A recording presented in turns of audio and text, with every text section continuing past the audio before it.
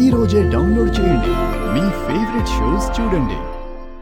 ఈ cheque book తీసుకుని నీకు కావలసినంత డబ్బు రాసుకుని మీ అమ్మని తీసుకుని నా ఇంట్లో నుంచి శాశ్వతంగా వెళ్ళిపో. ఈ ఊరికి దూరంగా, వీలైతే ఈ స్టేట్కే దూరంగా, కుదిరితే ఈ కంట్రీకే దూరంగా వెళ్ళి ఎక్కడైనా ప్రశాంతంగా బ్రతుకు. జీవితంలో మళ్ళీ నా కంటికి కనిపించకూడదు.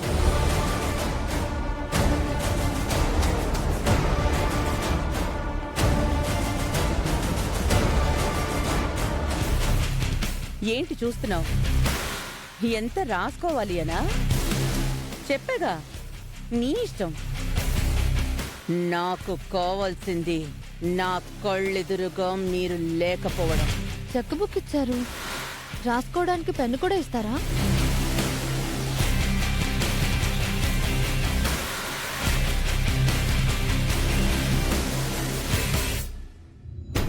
నాకు తెలుసు నువ్వు తెలివైన దానివని.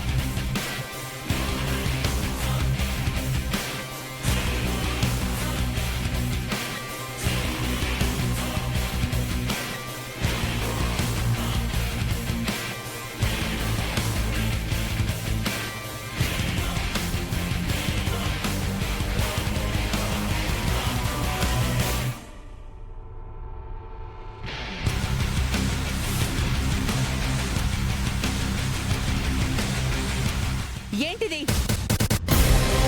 నేనేం చెప్పాను, నువ్వేం చేస్తావు?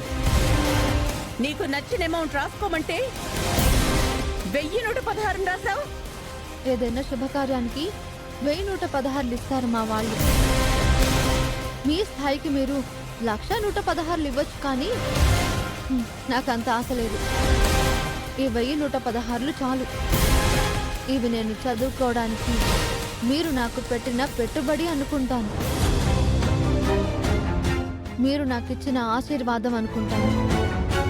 ఏంటే నువ్వు మీ అమ్మ నా దగ్గర ఉండకూడదు, కాలేజీకి వెళ్ళకూడదు, చదవకూడదు అంటే ఇంకా చదువుతాను అంటున్నావు? చెప్పాను కదమ్మా, కష్టం నాకు తోబుట్టు లాంటిది అని. నా కష్టాన్ని నమ్ముకుంటానే కానీ ఇలా ఉచితంగా వచ్చిన వాటికి నేను ఆశపడను. మీ ఇంట్లోనే ఉంటాను, మీ కళ్ళెదురుగానే కాలేజ్కి వెళ్తాను, బాగా చదువుకుంటాను, లాయర్గా గోల్డ్ మెడల్ సంపాదించి మీ దగ్గరికి వచ్చి ఆశీర్వాదం తీసుకుంటాను. ఏయ్, మంచిగా చెప్దామని ముందుగా నీకొక అవకాశం ఇచ్చాను. నువ్విలా నన్ను కాదని కాలేజీకి ఎలా వెళ్తావో నేను చూస్తాను. ఎలా బతకాలి అనుకున్నప్పుడు ఈ ఇల్లే మాకు నీడనిచ్చింది. మీరే మాకు అన్నం పెట్టారు. ఇంట్లో నుంచి బయటికి వెళ్ళిపోయాక మళ్ళీ ఇదే ఇంట్లో మేముండే అవకాశం వచ్చింది. అది మీకు ఇష్టం లేకపోయినా కూడా. అంటే మాకు తెలియకుండానే ఈ ఇంటితో మాకేదో అనుబంధం ఉంది. ఈ ఇల్లే మాకు అన్నీ అవుతుంది. అందుకే ఈ ఇంట్లోనే ఉంటాను, ఇక్కడే ఉండి చదువుకుంటాను.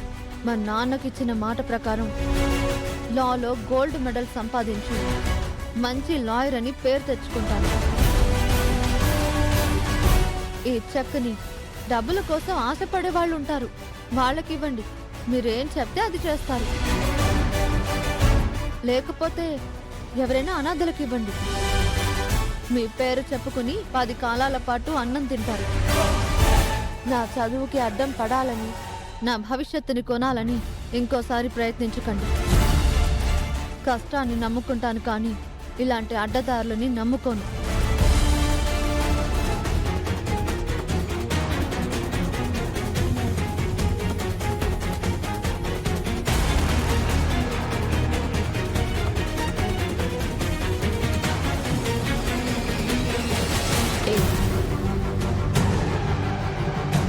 రోడ్డుకి అడ్డంగా నిలబడ్డావు.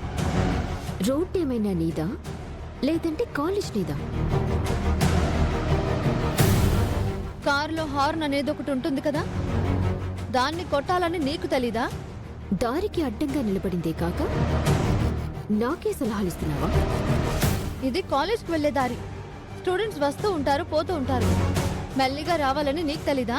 ఏయ్, ఏంటి మాటకి మాట ఎదురు చెప్తున్నా? మరి తప్పు చేసి మళ్ళీ నన్నే దబాయిస్తున్నావేంటి? నేను రాంగ్ చేసినా రైటే అవుతుంది. ఇంకొకసారి ఇలా అడ్డొచ్చావనుకో గుత్తి పారేస్తాను. జాగ్రత్త.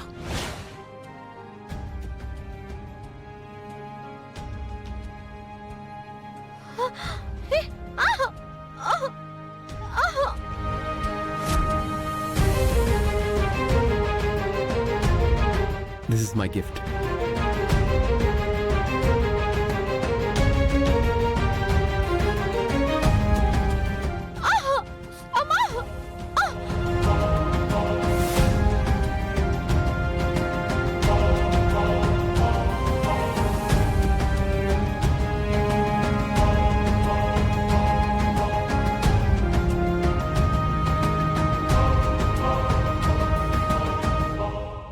ఏంటిది? మరి కళ్ళంత నెత్తికెక్కకూడదు. చదువుకునే పుస్తకాన్ని అక్షరాలు రాసే పెన్నుని సరస్వతీదేవిగా భావిస్తాం. అలాంటి పెన్నుని ఎలా తొక్కాలని చూసావు? నీలాంటి వాళ్ళ చేతుల్లో ఆ పెన్నుంటే ప్రామిసరీ నోట్ల మీద సంతకాలు పెట్టడానికి పనికొస్తుంది. అదే నాలాంటి వాళ్ళ చేతుల్లో ఉంటే చెక్కుల మీద సంతకాలు పెట్టడానికి పనికొస్తుంది. తేడా లేదా? నీకెందుకే ఈ పెన్నులు చదువులు? పనిదానివి హాయిగా పని చేసుకోకుండా నాలాంటి రిచ్ స్టూడెంట్స్ చదివే కాలేజ్లో అడ్మిషన్ తీసుకుంటా. ఇక్కడికి వచ్చి మా మధ్య ఉండి మాతో కలిసి చదువుకుంటావా? కనీసం కాలేజ్ గేట్ తాకే అర్హత కూడా లేదు నీకు. ఇప్పటికైనా మర్యాదగా పోయి ఎక్కడ పని చేస్తున్నావో అక్కడే గౌరవంగా పనిచేస్తున్నావు. చదువు అనేది ఏ ఒక్కరి కోసమో కాదు. చదువుకున్న తర్వాత అహం పెరిగి చదువు గొప్ప వాళ్ళకే కానీ పేదవాళ్ళకి కాదు అని నీలాంటి వాళ్ళు మాట్లాడే మాటలవి. చదువుకి ఆ తేడా ఉండదు. పాపం నీకు సరిగ్గా తెలియదు అనుకుంటాను. చదువుకి గొప్ప వాళ్ళకంటే పేదవాళ్ళంటేనే చాలా ఇష్టం. అందుకే నీకంటే గొప్ప స్థానంలో నించోబెట్టింది. అమ్మా నాన్నలు సంపాదించిన ఆస్తుల్ని చూసుకుని మాట్లాడడం కాదు. కష్టపడి చదివి ఒక స్థాయిలో నిలబడి అప్పుడు మాట్లాడు.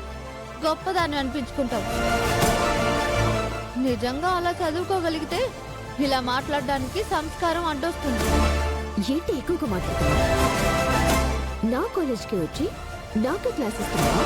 ఇది నీ కాలేజ్ కాదు, నా కాలేజ్ కాదు. మనలా చదువుకునే వాళ్ళందరి కాలేజ్. రాసే పెన్ను మీద కాలు పెట్టినప్పుడే చదువు అంటే నీకు ఎంత గౌరవం ఉందో నాకు అర్థమైంది. ఏయ్, నువ్వు చెప్పే లెక్చర్లు వినటానికి వచ్చాననుకున్నావా? నేను చెప్పేది జాగ్రత్తగా విను. మర్యాదగా ఈ కాలేజీ నుంచి వెళ్ళిపో.